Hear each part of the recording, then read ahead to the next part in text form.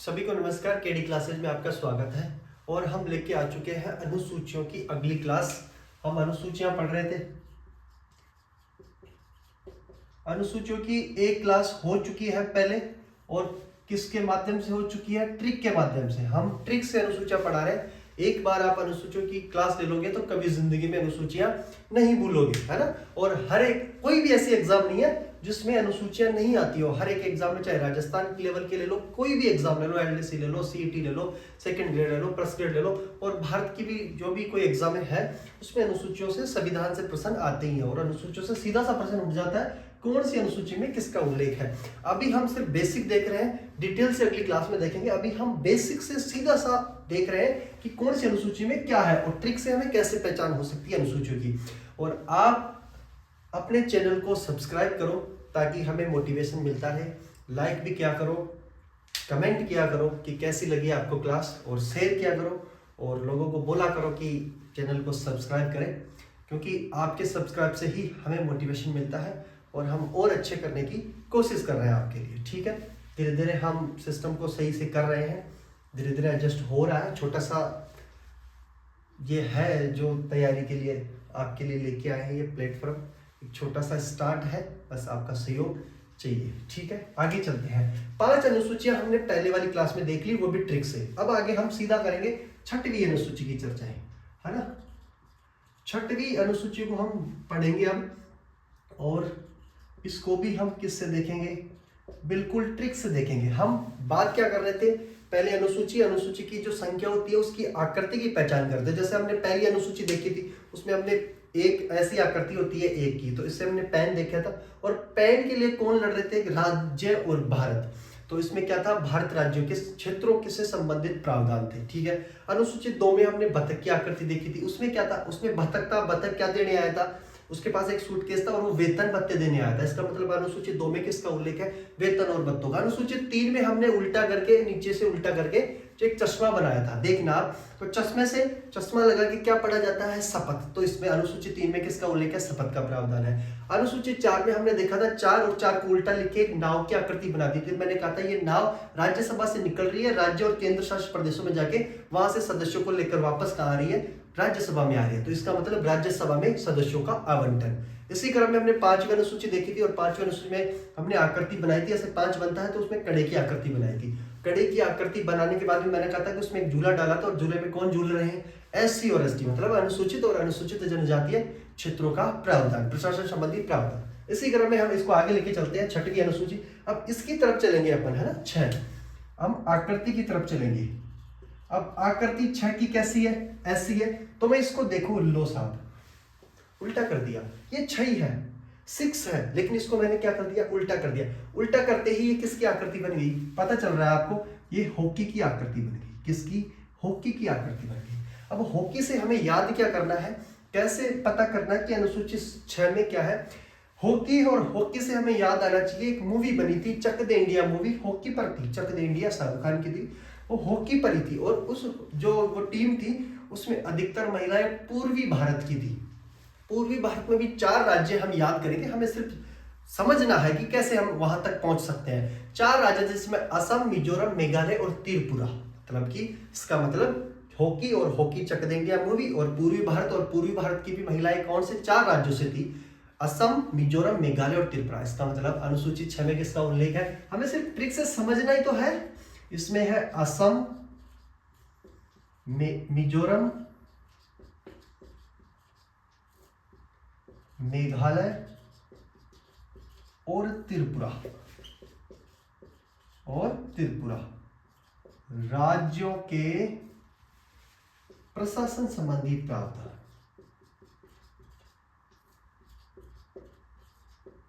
प्रशासन संबंधी प्रावधान। लो साहब, ट्रिक से हमें हॉकी से पूर्वी भारत की तरफ, और पूर्वी भारत में भी 4 राज्य कौन से? इसकी भी ट्रिक है याद करने की। इसकी ट्रिक करेंगे, अम्मी, मैं इसको ऐसे लेंगे, अम्मी मैं त्रिपुरा जाऊंगा। लो साहब, कैसे? असम, मिजोरम, मेघालय और त्रिपुरा, 4 राज्यों की। अम्मी मैं त्रिपुरा जाऊंगा। तो अनुसूची 6 में किसका उल्लेख है? असम, मिजोरम, मेघालय और त्रिपुरा, 4 राज्यों के प्रशासन संबंधी प्रावधान है। इसी क्रम में हम आगे चलते हैं अनुसूची 7 की तरफ। ठीक है, अनुसूची 7 की तरफ चलते हैं। अब ये है 7वीं अनुसूची। क्या है? 7वीं अनुसूची। ठीक है, अब मैं बार बार कहते चल रहा हूं आपको कि सिर्फ और सिर्फ इस संख्या पे ध्यान देना है। ये 7 है। अब देखो हम फिर इसकी क्या बनाएंगे? आकृति बनाएंगे। आपके दिमाग में अनुसूची की संख्या लिखते ही दिमाग में आनी चाहिए कि इसकी आकृति कैसी बनेगी, क्योंकि पहले जैसे आकृति बनती आ रही है तो एक संरचना बननी चाहिए। यदि संरचना बन रही थी, अब कैसी बन सकती है, कैसे बनाएंगे टिक से, तब आपको समझ में अच्छा आएगा, है ना। अब ये 7 है। देखो अब मैं बात कर रहा हूं, ये एक नदी है, बह रही है, और नदी बहती है एक साथ जल को लेकर, मतलब शक्ति के साथ बहती है। ये एक नदी है और ये किसके साथ बह रही है? एक शक्ति के साथ, क्योंकि जल एक साथ बहता है तो एक शक्ति के साथ बहता है। अब ये जो नदी बह रही है ना ऐसे करके, वो बह रही है किस पर? पहाड़ पर, और पहाड़ से जैसे ही नीचे गिरेगी तो ये लो साहब, इसका ये जल है, इसका बंटवारा हो जाएगा। ये 7 की आकृति बन गई है। पहले इसको ऐसे देखो, क्या ये 7 की आकृति बन गई? ये नदी बह रही थी, ये नीचे पानी गिरा और गिरते ही बंटवारा हो गया। देखो ये 7 की आकृति बन गई, बन रही है। ये 7 है, ये 7 की आकृति। ये नदी है तो ये क्या बन गई? ये है नदी, है ना, नदी। और किसके साथ बह रही है? ये शक्ति के साथ। जैसे ही पहाड़ से नीचे घाटी में गिरती है तो इसकी शक्ति का क्या, ये जल का क्या हो जाता है? बंटवारा। तो मैं कह दूं किसका बंटवारा हो रहा है? यहां जल का बंटवारा हो रहा है ना। तो मैं कह दूं किसका बंटवारा हो रहा है? शक्ति का बंटवारा हो रहा है। पहले जल की शक्ति के साथ बह रही थी, तो शक्ति का क्या हो रहा है? बंटवारा हो रहा है। समझ पा रहे हो? ये नदी, ये 7 की आकृति बन गई, देखो ऐसे, है ना। तो अनुसूची 7 में क्या है? सीधा सा शक्तियों का बंटवारा। क्या है? शक्तियों का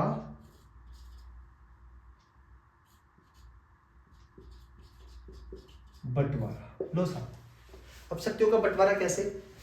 राज्य सूची, वो संघ सूची, राज्य सूची और समवर्ती सूची, 3 सूचियों में 3 सूचियों में शक्तियों का क्या किया है? बंटवारा किया है ना। ध्यान रखेंगे, इसको हम जब डिटेल से पढ़ेंगे तब बताएंगे इसमें कौन कौन से विषय हैं।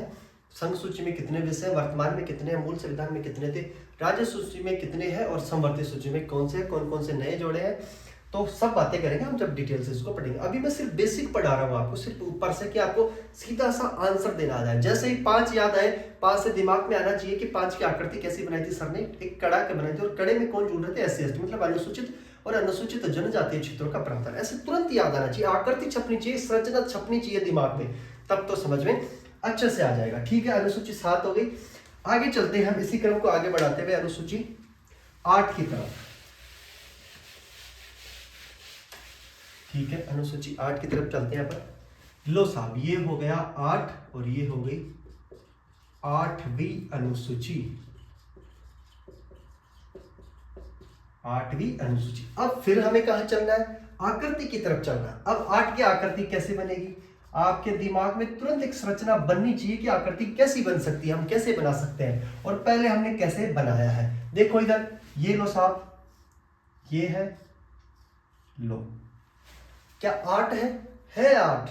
आकृति को थोड़ा चेंज किया, थोड़ा चेंज करेंगे तभी तो बनेगी आकृति।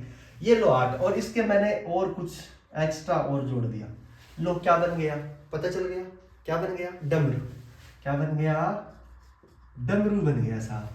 और कहा जाता है कि पहली बार जब शिव का डमरू बजा था तो उससे क्या निकली थी? ध्वनि निकली थी। इससे क्या निकल रही है? ध्वनि निकलती है डमरू से। और डमरू से जब ध्वनि निकलती तो वर्ण, शब्द, ये सब बनते हैं, और उनके बाद में लास्ट में जो बनता है वो बनती है भाषा। क्या बनती है? भाषा। तो जैसे ही डमरू बजेगी तो उससे ध्वनि निकल के क्या बनेगी? भाषा। तो डमरू से क्या बन रही है? भाषा निकल रही है या भाषा बन रही है। तो सीधा सा 8वीं अनुसूची में हम सीधा क्या करेंगे? राज भाषाओं का उल्लेख। ठीक है, राजभाषाओं का उल्लेख। समझ में आ रहा है? आकृति से राजभाषाओं का उल्लेख, इसका मतलब 8वीं अनुसूची में किसका उल्लेख है? राजभाषाओं का उल्लेख है। मूल संविधान में 14 राजभाषाएं थी, वर्तमान में 22 राजभाषाएं, है ना। मूल संविधान में तो कितनी थी? 14 थी, और वर्तमान में कितनी है? वर्तमान में है 22। 14 के बाद में जितनी भी राजभाषाएं जोड़ी गई है उनको एक एक को देखेंगे कब जोड़ी गई, कौन सा संविधान संशोधन हुआ और कौन सी भाषाएं जोड़ी गई है, वो सब जब मैं डिटेल से पढ़ाऊंगा तो मैं आपको डिटेल से बताएंगे। अभी सिर्फ हम बेसिक देख रहे हैं ताकि शॉर्ट में पूरा वीडियो हो सके और आपको कम समय में सब कुछ समझ में आ सके। ठीक है, इसके बाद में हम बात करेंगे 9वीं अनुसूची की, है ना, 9वीं अनुसूची। ठीक है, अब 9 की तरफ चलते हैं। ये 9 है, इसकी आकृति देखो। अब हम फिर इससे आकृति ही बनाएंगे। क्या बनाएंगे? आकृति ही बनाएंगे। आकृति कैसी बनेगी? देखो, ये गुब्बारा बनाया मैंने और इसके एक डोर बांध दी। देखो ये 9 ही है।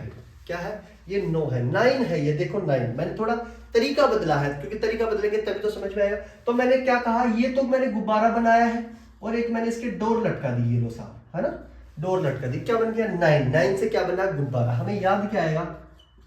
गुब्बारा। अब इससे समझना क्या है, जब भी हम गुब्बारे को यहां से छोड़ते हैं ऊपर, तो ऊपर जाके वो जब वो पूरा जल जाता है तो वापस आके वो कहां गिरता है? धरातल पे गिरता है। किस पे गिरता है? धरातल पे। मैं कह दूं धरातल को हम क्या कहते हैं? भूमि कहते हैं। क्या कहते हैं? भूमि। ये वापस नीचे आके जब हम गुब्बारे को छोड़ रहे हैं तो वापस नीचे आके कहां गिरेगा? ये भूमि पे गिरेगा और भूमि पे गिरते ही क्या करेगा? ये करेगा कचरा। क्या करेगा? कचरा, क्योंकि कचरा तो करेगा। अब यदि कचरा करेगा तो हमें क्या करना पड़ेगा? भूमि का क्या करना पड़ेगा? सुधार। क्या करना पड़ेगा? भूमि का हम क्या करेंगे? सुधार करेंगे। देखो समझो, 9 की आकृति कैसी बनी? गुब्बारे की। 9 ऐसे, तो गुब्बारा था ये गोल और इसके डोर लगाई तो गुब्बारा हो गया। गुब्बारे को हमने जैसे ऊपर छोड़ा तो वापस नीचे आके वो कहां गिरा? भूमि पे। भूमि पे क्या कर रहा है? कचरा। कचरे को हम क्या करेंगे? सुधारेंगे। मतलब हम किसका सुधार करेंगे? भूमि का सुधार। तो अनुसूची 9 में भी किसका उल्लेख है? भूमि सुधार का प्रावधान। भूमि सुधार का प्रावधान। ठीक है, अब मैंने कहा था कि मूल संविधान में 8 अनुसूचियां हैं, वर्तमान में 12 अनुसूचियां हैं। तो अब इसको जोड़ा कब गया? इसे जोड़ा गया बाद में कॉन्स्टिट्यूशन अलाइनमेंट हुआ, मतलब कि संविधान संशोधन हुआ और पहला संविधान संशोधन हुआ, है ना, प्रथम संविधान संशोधन। प्रथम संविधान संशोधन हुआ और ये कब हुआ? 1951 को, 1951 में पहला संविधान संशोधन हुआ। इसके तहत क्या जोड़ा गया? अनुसूची 9 को जोड़ा गया। और अनुसूची 9 में किसका उल्लेख है? भूमि सुधार का प्रावधान। ये हो गई अपनी अनुसूची 9। अब हम सीधा ही आगे चलते हैं अनुसूची 10 की तरफ। अनुसूची 10 की तरफ चलते हैं। ठीक है, चलो अगली क्लास में हम 10, 11 और 12 को और ऐड करेंगे। और आपसे रिक्वेस्ट है कि अपने चैनल को आप सब्सक्राइब करो ताकि हमें मोटिवेशन मिलता रहे। जय श्री राम, राधे राधे।